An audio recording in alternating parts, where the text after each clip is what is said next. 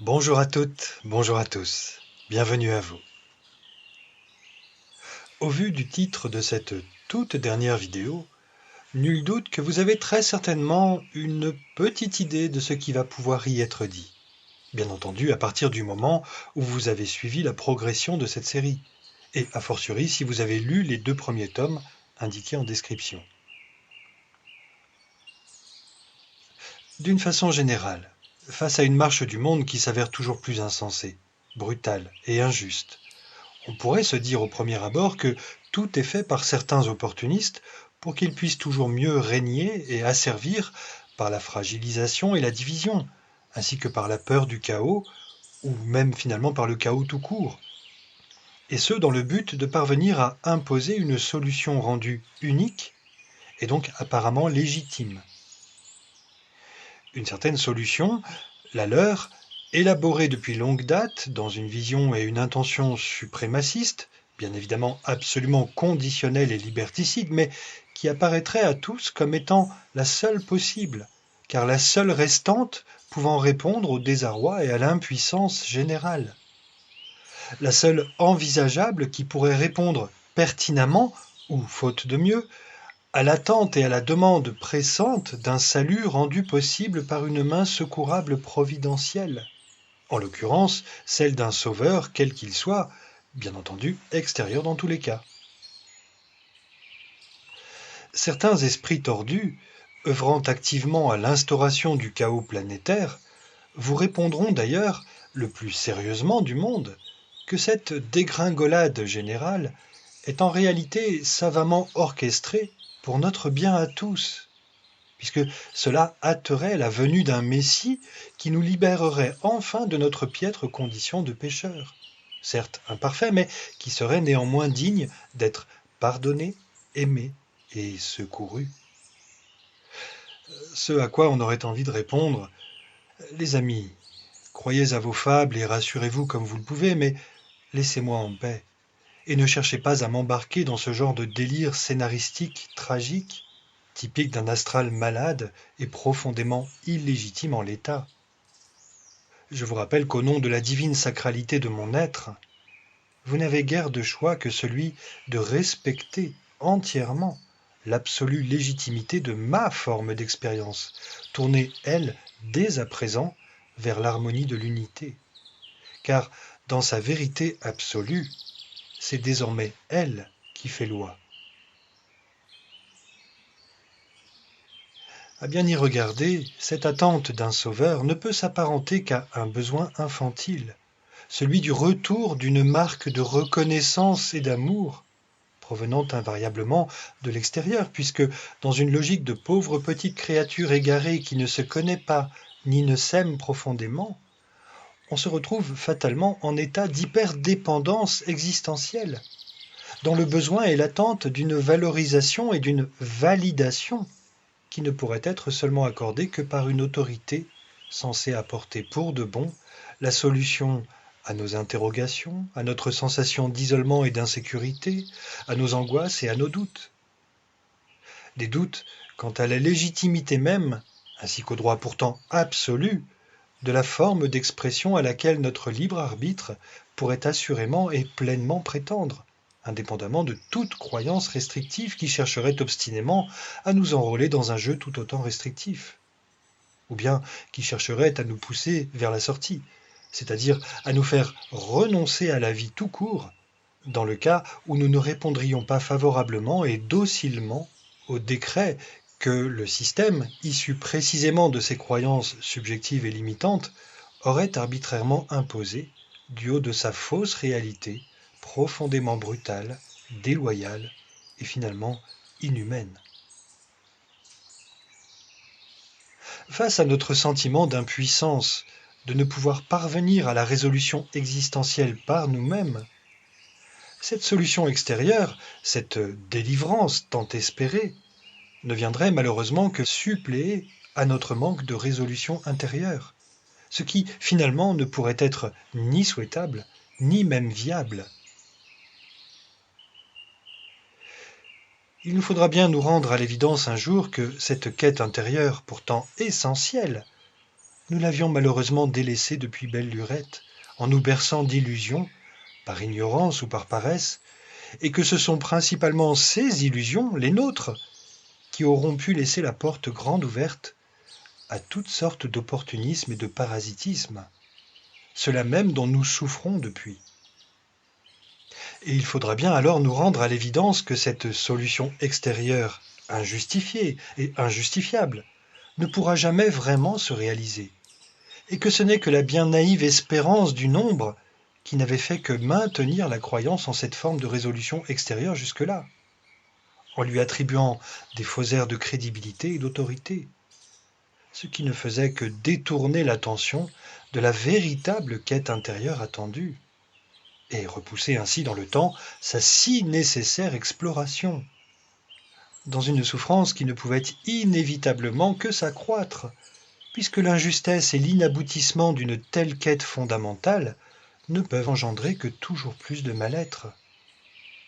C'est d'ailleurs la raison pour laquelle les prétendus sauveurs finissent par se montrer toujours plus injustes, toujours plus cyniques et toujours plus violents. La faute à qui? Leur fonction première n'est-elle justement pas de nous faire réaliser, à force de trahison et de déception, que la véritable solution est ailleurs, et que c'est à nous seuls qu'il revient d'arrêter, en tout premier lieu, de nous bercer de fausses croyances et de fausses espérances empoisonnantes, celles-là même qui avaient pu se matérialiser sous la forme délirante du système de l'Ancien Monde. Plutôt donc que d'en vouloir au système absurde de cet Ancien Monde de ne pas répondre favorablement à nos attentes de délivrance et de bonheur, des attentes qui impliquent elles-mêmes la mise en place d'un jeu conditionnel, auquel le système ne fait que répondre, mais de façon forcément dysfonctionnelle, puisque l'énoncé est d'emblée à côté de la plaque. Plutôt donc que d'en vouloir à ce système injuste, comprenons que c'est à nous seuls qu'il revient de réévaluer et de refondre les règles du jeu, cette fois depuis notre théâtre intérieur pleinement réalisé et affranchi de toute création ainsi que de toute dépendance préjudiciable. Parce que la réalité extérieure sera toujours le reflet et la conséquence de notre réalité intérieure,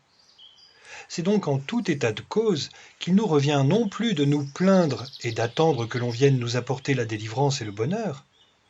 mais bien de revoir notre copie intérieure en tout premier lieu. Tout d'abord en retrouvant une définition authentique, claire, juste et saine de nous-mêmes en tant que divins créateurs. Sans cela, chacun peut se retrouver à espérer longtemps devenir un élu digne d'être aimé, par un tiers, un système ou une autorité divine idéalisée, peu importe, il s'agit là du même schéma infantile. Et le paradoxe de cette posture infantile, c'est que, dans ce grand théâtre perturbé et ingrat, ce qui peut être vécu comme de l'injustice et de la trahison viendra systématiquement, même et surtout de façon inconsciente,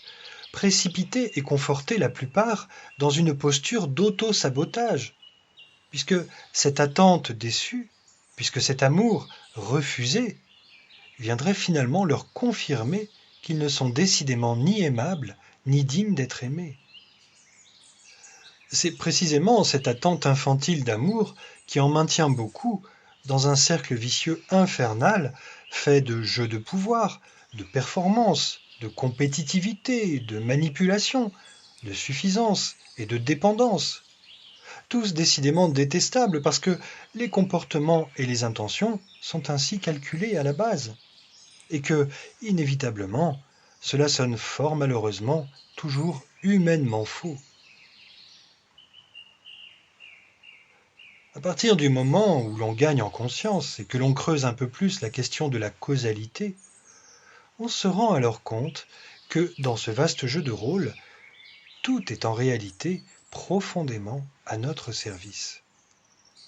Nous nous rendons compte que les scénarios détestables et chaotiques sont rendus possibles précisément pour nous pousser dans les retranchements de notre vérité, pour que nous en soyons rendus à ne devoir compter que sur soi-même, et que nous puissions finalement chercher la véritable solution tout au fond de soi. grâce à la réappropriation de la pleine conscience et de l'amour véritable et inconditionnel qui la caractérise. Dit autrement, c'est uniquement nous-mêmes qui pouvons nous octroyer le titre d'élu à partir du moment où nous retrouvons la connexion à notre essence originelle ainsi que l'amour de soi qui en découle tout naturellement. Étant entendu que l'amour de soi s'inscrit inévitablement dans l'amour du tout, c'est ainsi que nous retrouvons alors inévitablement notre juste place au sein de l'unité. La fonction première de ce que l'on peut appeler l'ombre, et même la fonction de la souffrance d'une façon plus générale, n'est donc certainement pas de nous pousser vers plus de malheur, de culpabilité et d'autopunition, mais de nous indiquer qu'il nous faut vraiment nous y prendre autrement. Et là, plus que jamais, on voit bien à échelle planétaire qu'il est grand temps de s'y mettre. La confusion du monde étant ni plus ni moins le reflet de sa confusion intérieure, c'est par conséquent la confusion intérieure qui doit être désormais le centre de toutes les attentions. C'est précisément la nécessité de ce travail de fond à laquelle nous renvoie le reflet extérieur quand il devient disharmonieux et incommodant. Et cet autrement plus juste et plus limpide qu'il nous faut urgemment redécouvrir, c'est uniquement par la conscience retrouvée qu'il peut être rendu possible. C'est aussi simple que cela. Et lorsque l'on devient conscient de ce mécanisme somme toute logique, il devient alors absolument vital de rappeler à chacun que lorsque tout va mal, c'est prioritairement le fond qui appelle à être éclairci et redéfini,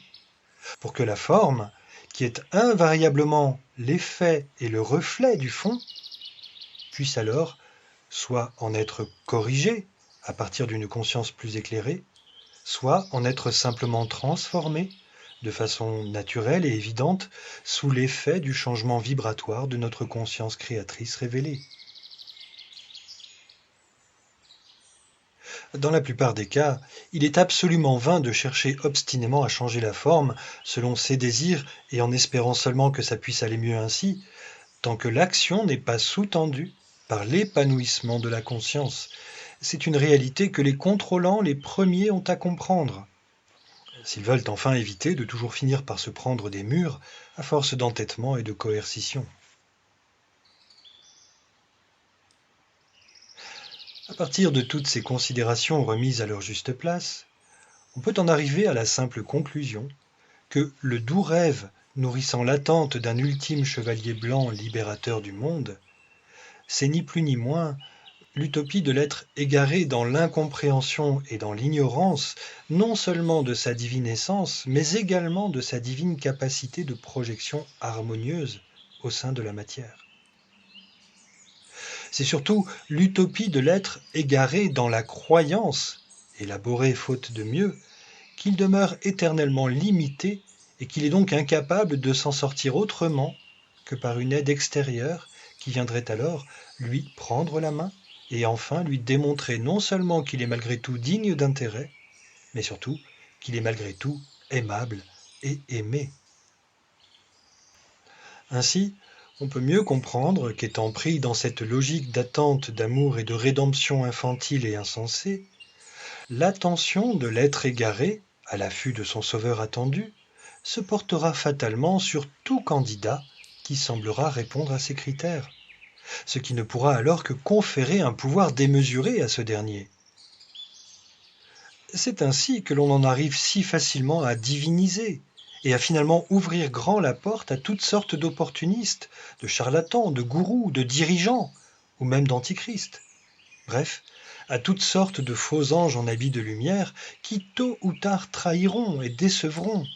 invariablement donc, pour nous faire réaliser que tel n'était pas vraiment le bon chemin. Le but du jeu étant de parvenir soi-même à l'émancipation et à la réalisation de l'être authentique, comprenons enfin que les figures hautement inspirantes de l'histoire ne sont ni à diviniser ni à rejeter, mais seulement à considérer comme des repères inspirants. des repères à partir desquels nous pouvons nous révéler à nous-mêmes avec plus de conviction et d'assurance, puisque la fonction de ces êtres-là n'aura jamais été que celle essentielle de nous indiquer et de nous ouvrir le chemin, celui de la restauration de la pleine conscience que nous avons à parachever en nous-mêmes.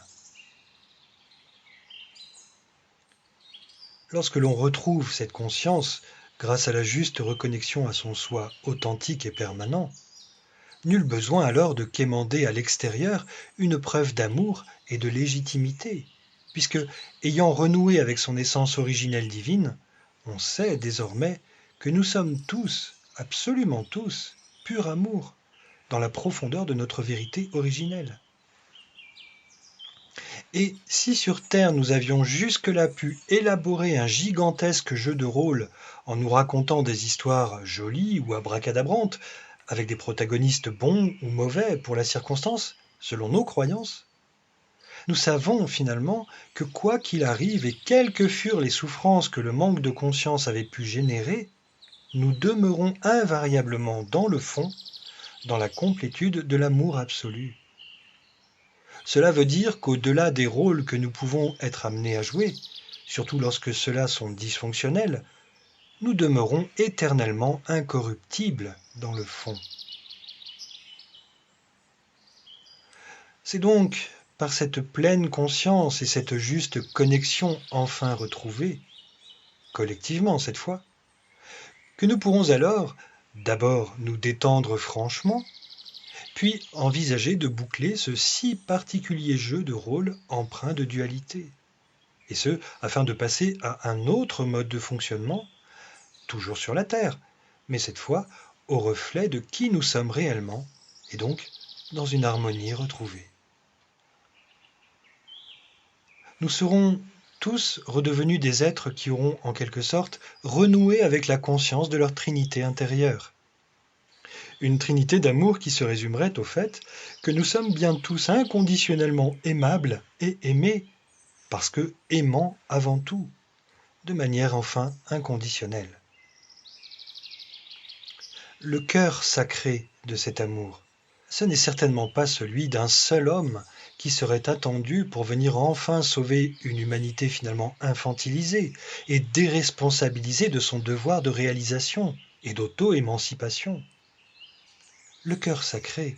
c'est celui de tout un chacun qui attend d'être révélé dans sa vérité et dans sa toute-puissance. Car c'est bien à l'humanité tout entière qu'il revient de lever les voiles de l'illusion, des voiles de ténèbres qui cachaient et assombrissaient parfois à l'extrême son propre cœur, des voiles qui cachaient et assombrissaient l'ensemble des cœurs humains qui battront pourtant à nouveau un jour à l'unisson, après être revenus ensemble de l'illusion et de la dénaturation d'une bien curieuse matrice, assurément temporaire, au sein de laquelle nous nous en étions fait toute une histoire. Mais ce n'était qu'une histoire, parmi tant d'autres dans toute la création. Je vous souhaite une très belle fin d'année, de très belles fêtes si vous les fêtez, et je vous dis à bientôt pour de nouvelles aventures, d'une façon ou d'une autre. Je vous souhaite surtout un beau cheminement, dans la confiance absolue ainsi que dans l'émerveillement que procure cette incroyable traversée. Bien entendu, quand elle est honnêtement envisagée, dans une recherche de justesse et de plénitude, celle d'une conscience non pas améliorée, mais seulement et simplement retrouvée.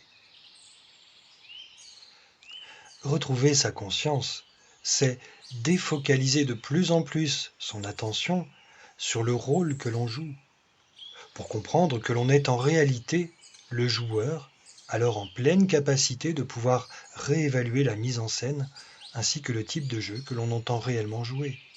cette fois donc en conscience ainsi qu'à sa véritable image,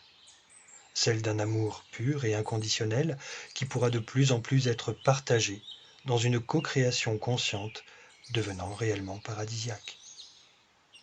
C'est cela qui s'en vient, d'abord en chacun, et tout est là. Il n'y a qu'à se laisser éclore pour que le nouveau monde puisse alors s'exprimer et prendre forme tout naturellement. Libre à nous de nous détourner désormais de l'absurde et de toutes celles et ceux qui le représentent. Libre à nous désormais de choisir uniquement les co-créateurs authentiques avec lesquels nous entendons dorénavant partager le jeu sain de la manifestation, cette fois en conscience sur la Terre. Et quand tous les autres se seront enfin lassés de leur jeu de dupes épuisant, ils finiront bien par nous rejoindre. Et alors, dans cette convergence ultime, tout le monde pourra se rendre ainsi compte que personne n'avait jamais été vraiment délaissé ni abandonné. Pour l'heure, chacun détient son propre temps de réalisation, et tous ne peuvent encore se correspondre. Ce n'est pas toujours évident à vivre, mais ce qui est sûr, c'est que, portés par le courant ascensionnel de l'évolution, nous allons tous ensemble vers l'unité retrouvée sur la Terre. Et assurément, personne ne peut s'opposer à ce courant de vie.